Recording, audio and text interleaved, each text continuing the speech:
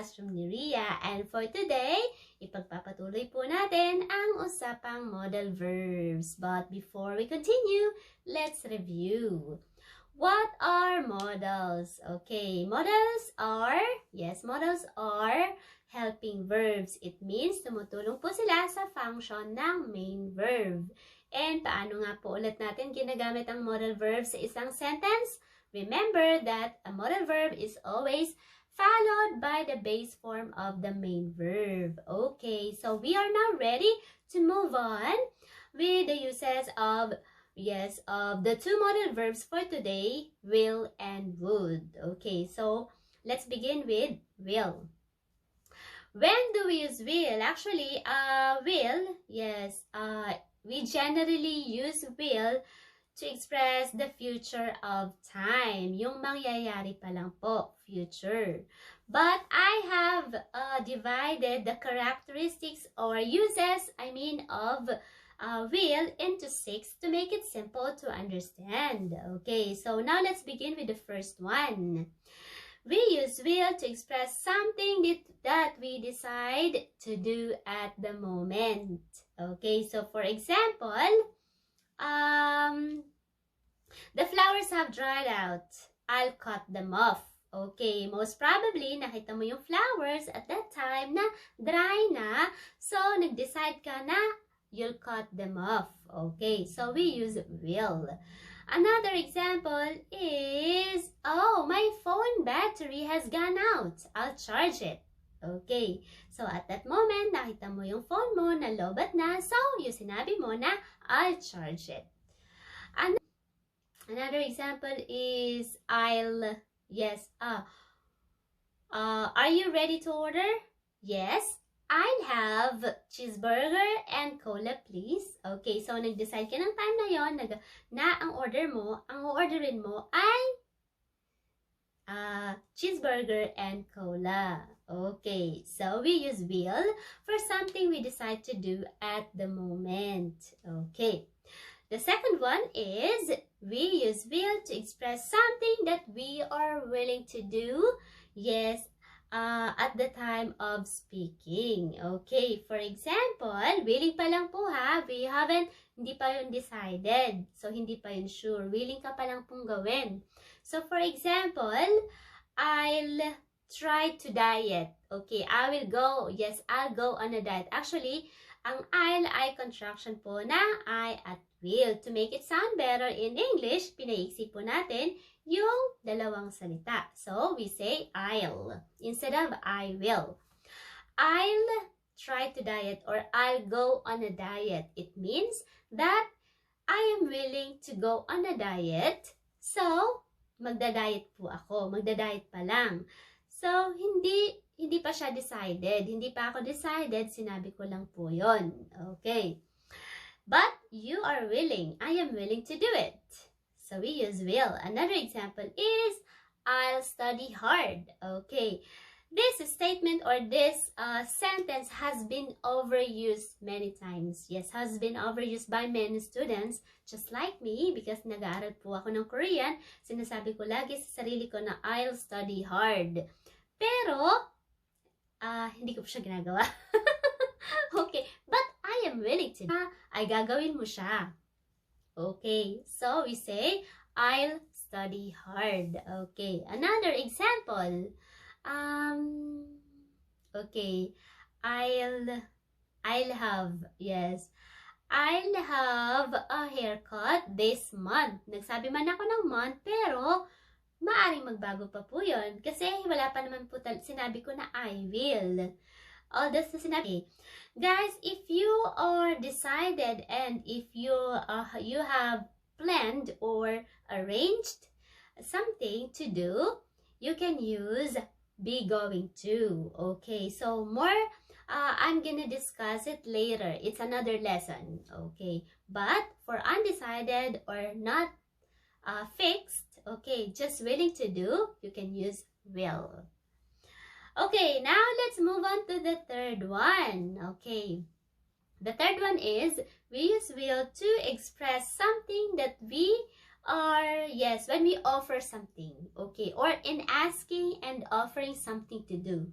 we use will. Alright, for example, will you turn down the volume?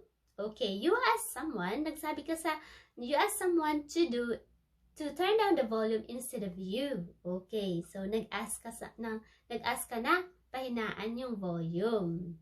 So we use will. Another example is marry me.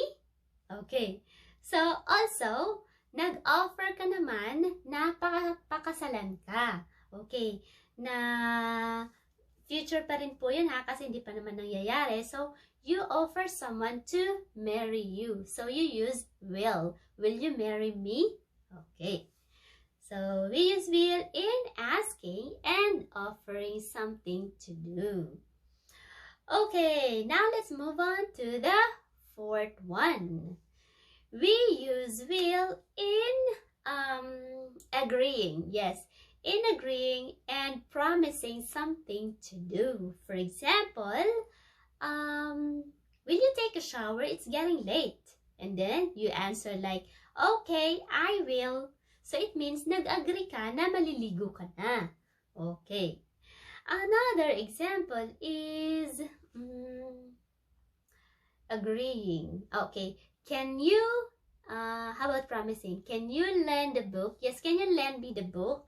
I'll give it back to you on Monday. So, may sinabi ka na araw na ibabalik mo siya sa Lunes. So, nag-promise ka na ibabalik yung book sa Lunes. So, you say, I'll give it back. I will give it back to you on Monday.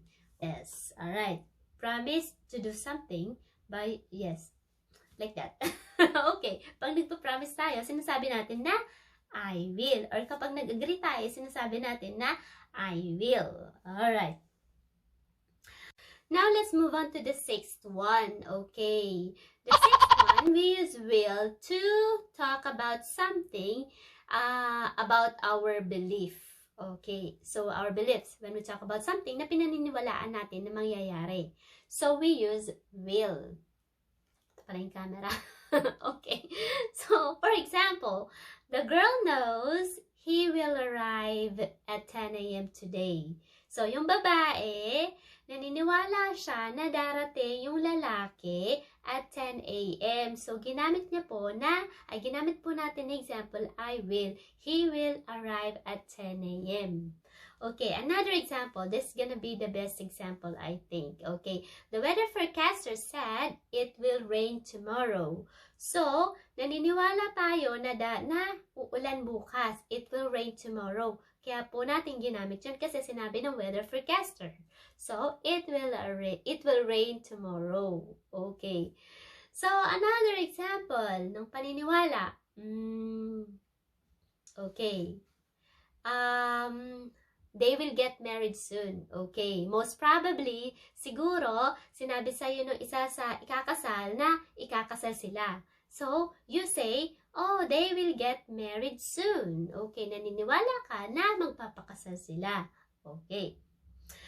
The seventh one is we use will to express something, conditionals. Okay, may condition po na mangyayari. Mangyayari po siya, pero may condition. Okay, so we use will. Okay, for example, I'll pick you up if it rains. So, susunduin kita, pero may condition. Pag umulan. Okay, so I'll pick you up if it rains. What else? Okay, I'll do the dishes. I'll cook if you do the dishes. Okay, so may condition pa rin. Naghati sila ng gagawin. Magluluto lang daw siya kung maghuhugas siya. Okay. Let's move on to the uses of would. Ano nga ba ang would? Okay, so ang would po, would is the past form of will. Okay, so we use would when we talk about something or when we talk about we wanted to do in the past. Okay, so for example, I would always play the teacher and call my younger friends, younger friends than me. when I was young. Okay. So I use would kasi noon gustong-gusto ko po lagi na mag-teacher-teacheran sa mas nakakabata kong kapitbahay. Okay. So I use would. What else? My mother would always ask me to look for my brothers outside to go home.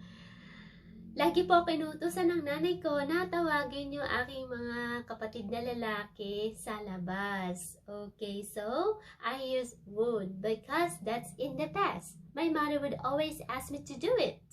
Okay. Now, let's move on to the second one. The uses of would. Yes, we use would to express polite expressions, English formal expression in asking and offering something. Yes, for example, yes, mas polite siya, mas formal siya. So, would you like anything to drink? Yes. Would you like to come to the party? So, we use would. Okay, kasi mas polite po siyang expression kapag nag-a-ask ka ng favor. Okay. Or nag-o-offer ka ng something to do. Okay. So, we use would. What else? We also use would and the fourth is we use would to talk about a situation or action that we imagine. Something that is not real. For example, I would like to exercise but I don't have time. So, sinabi ko lang po yun. Okay, I would like to exercise but I don't have time. It means hindi ka mag-exercise kasi nag-excuse. And another example is, oh, it would be great to work with them, but I am happy where I work now. So, hindi pa rin siya nangyayari. Sinabi mo lang na it would be better to work with them. It would be great. But it's not happening. So, we use would. Another example is like, my friends would be upset if I didn't join them. So, it means, nag-i-imagine ka na baka magalit sila kapag hindi ka nag-join. But it's not also happening. Okay, so we only imagine. So we use would. Okay, now let's sum up all together. Let's sum up the use of will and would. We use will, yes, when we talk about the future of time. When we talk about something that we decide at the moment. Yes, we decide to do at the moment. And something that we are willing to do at the time of speaking. And we also use will to talk about something that we believe that will happen in the future. Okay. And also, we use will in making request, agreeing something, in promising, in offering something. Okay. We use would. Actually, would is the past form of will. Okay, so something that we wanted to do in the past, we use would. We also use would in making requests, something in offering and inviting someone. And when we use would, it is more polite and a more formal English. And also, we use would when we talk about a situation that we imagine. Okay, so that it is all for today. And I hope you guys enjoy watching. At sana po meron po tayong natutunan for today's lesson. At kung inyo po nagustuhan na aking content for today, please subscribe, like, and share. Thank you so much. Kung meron po kayong mga questions at gusto nyo po na gusto nyo ipa-vlog sa akin, please comment down below. I'll be willing to do it. At tatry ko po kung kaya ko nga ito. Okay, anyway, just comment down below and then let's see if I can do it. Thank you so much. And hanggang sa muli, dito lamang po sa Classroom ni Ria. Bye!